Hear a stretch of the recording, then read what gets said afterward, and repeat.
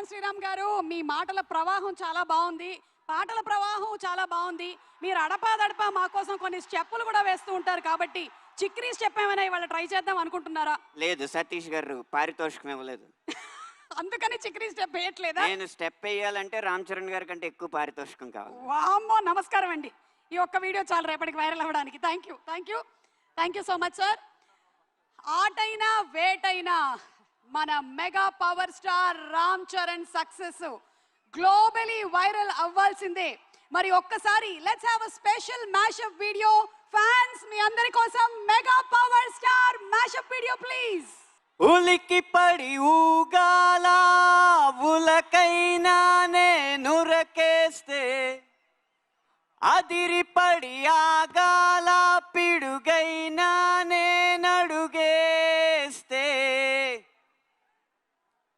తెలుగు సినిమాని చూసి ప్రపంచం మొత్తం ఉలికి పడే రోజు, రామ్ చరణ్ రూపంలో తెర మీద అద్భుతాన్ని చూసి హాలీవుడ్ సైతం అదిరిపడే రోజు ఇంకెంతో దూరంలో లేదు. ఆ రోజు పెద్ది బల్ల గుద్ది రికార్డులు బద్దల కొట్టి మరి నిరూపించుకునే రోజు జూన్ 4, 2026. ఆ రోజు మొదలు మీ జోరు, మీ హుషారు ఎవ్వరు ఆపలేరు అని ఘంటాపదంగా తెలియజేస్తున్నాను. రాబోయే ఆ విజయ బేర్ని విజిల్స్ రూపంలో వినిపించడానికి విజయవాడ గడ్డకి, విజయవాడ నడి బొడ్డుకి విచ్చేసిన అభిమానులందరికీ, ఊరి నుంచి ఇక్కడికి ఉరుక్కుంటూ వచ్చిన ప్రతి ఒక్కరికి ఈ ఊపిరి సాక్షిగా వందనాలు అర్పిస్తున్నాను. నేను రాసిన పాట వేలాది మంది ముందు ఏఆర్ రెహమాన్ గారు ఎలుగెత్తి పాడడం, రామ్ చరణ్ గారు వెండి తెర మీద విరగబడి ఆడడం, నేను రై రై రారా అని పిలిచిన, హల్లల్లల్లో అని పలకరించిన, మస్సా మస్సా అని ఉసిగొలిపిన, ఉత్సాహంగా వచ్చి ఆ పాటలకి మీరంతా నీరాజనాలు పట్టి వందల మిలియన్ల వ్యూలు అందించడం, ఒక పాటల రచయితగా ఇంతకన్నా విజయం, ఇంతకన్నా గొప్ప ఆనందం, ఇంతకు మించిన అదృష్టం ఉండబోదు అని వినయంగా మీకు తెలియజేసుకుంటున్నాను. ఇవన్నీ కూడా నాకు ఒకే ఒక్క సినిమాతో అందించింది ఆ ఒకే ఒక్కడు. అతను ఎవరో కాదు, ఒక క్రాస్ ఓవర్ అథ్లెట్. కాగితం మీద కథ రాయడం, తెర మీద ఆ కథని తీయడం అన్న రెండు ఆటల్ని ఒకే చోట ఒకే సమయంలో ఆడిన ఆ క్రాస్ ఓవర్ అథ్లెట్ మరెవరో కాదు, ఈ చిత్ర దర్శకుడు బుచ్చిబాబు సానా గారు. ఆయన ఇంటి పేరుని నిలబెట్టాలనుకుంటారేమో, అందుకనే మమ్మల్ని అందరినీ అలా సానబడుతూ ఉంటారు, మా మెదళ్ళకి అలా సానబెడుతూనే ఉంటారు. రేపు 4వ తారీఖున మీరు చూడబోయేది పెద్ది సినిమా మొదటి ఆట కాదు, పెద్దిని గెలిపించడానికి బుచ్చిబాబు గారు చివరి వరకు చేసిన పోరాటం అని నేను ఖచ్చితంగా చెప్పగలను.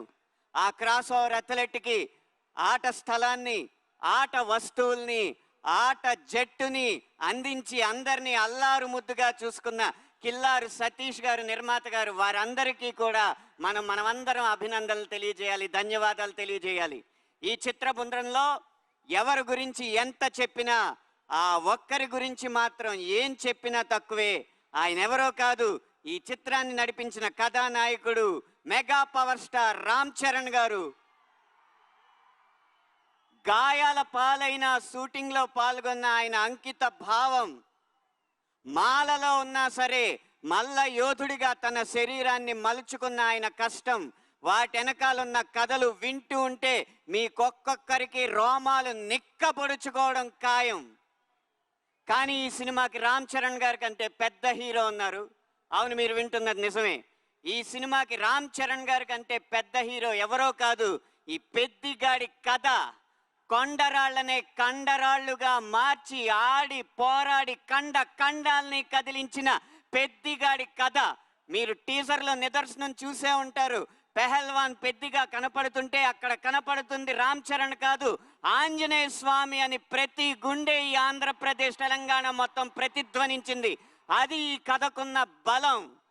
ఏదో కొండ కింద ఊరు, 500 గడపలు కూడా ఉండవు. ఆ ఊరి కోసం పోరాడినోడికి దేశం దేశం మొత్తం ఎందుకు నీరాజనాలు పడుతుంది అంటారా? ఇన్ని కోట్ల ఎకరాలు ఉన్న ఈ దేశంలో ఆ 5 ఎకరాల కోసం దేశం దేశం మొత్తం 100 సంవత్సరాలు పోరాడి సాధించలేదా? ప్రతి ఊరు ఈ దేశానికి అయోధ్యే. అక్కడ పుట్టిన ప్రతి కొడుకు రాముడే. కన్న ఊరి కోసం, కన్న వారి కోసం